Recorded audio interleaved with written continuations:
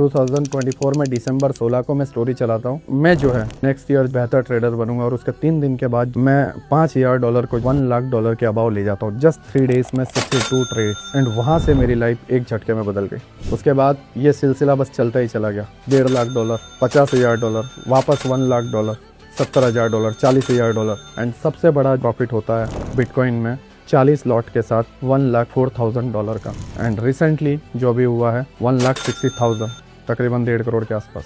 तो चीज़ें अचानक से बदली, बट ये चीज़ें जो बदली हैं उसके पहले कुछ साल ऐसे निकले जिसके अंदर मैं ट्रेन हो रहा था, मैं रेडी हो रहा था, मैं जिम्मेदारियों में फंसा हुआ था और उस जिम्मेदारियों को जो है मैं बहुत बेहतर तरीके से जो है निभा रहा था। एंड जब मैंने उसको निभाया उसके अंदर जो है मुझे बिना पता हुए मैं ट्रेन होता गया। एंड जब मैंने ये सारी चीज़ें की, चीज़ें बदल गई।